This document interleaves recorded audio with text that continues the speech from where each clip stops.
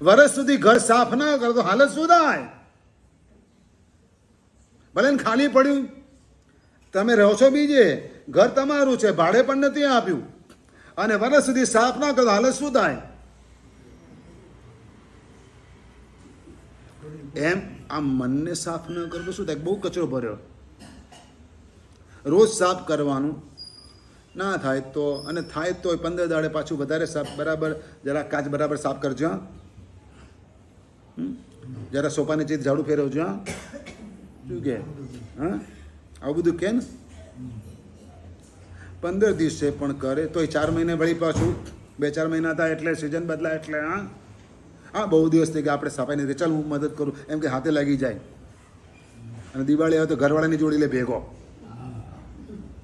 હવે હોળી પછી આ ધંધો શું કરવાનું? હોળી પછી આ ધંધો એમ નહીં, ભેગા જોડી લે. ચલો ઉપર ચડો, પંખો સાફ કરો.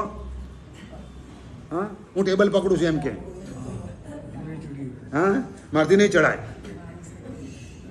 અરે માણસ રહેવા દો, આપણે માણસ નથી, જોડાવું જ પડે. માણસ ગમે તેટલું કરે ને તોય ઊભા તો નહીં તો એના જેવું જ કરે. શું કરે? એના જેવું જ કરે. એટલે કસાયોનો કચરો આત્મામાંથી સાફ કરવો પડે, અને વર્ષે એક વખત કરો ને તો સમ્યક્ત્વ રહે, નહીં તો અનંત અનુબંધીનો કસાય આવી ગયો એટલે સમ્યક્ત્વ ગયું. તો સમતા આવે, ગુસ્સો ના આવે એમ નથી કહેતો, મને પણ આવે, તમને પણ આવે, પણ હમણાં આવ્યો ગયો, વાત પતી ગઈ, પછી પૂરું. પછી એની એ વાત આખો દિવસ ચાલે. પેલો ઓફિસથી પાછો હોય તો મોડું ચડેલું હોય, સવારે ઝઘડો થયો હતો ચા પીતી વખતે. હા, હવે રૂમાલ માંગ્યો, લઈ લો ને. બસ ત્યારથી ઝઘડો ચાલુ થયો હતો. પેલો ઓફિસેથી અરે ના હાજર તો ઝઘડો મોડું ચલાવી રાખે તો શું કહેવાય? એ કસાય આખો દિવસ ચાલુ રહ્યો.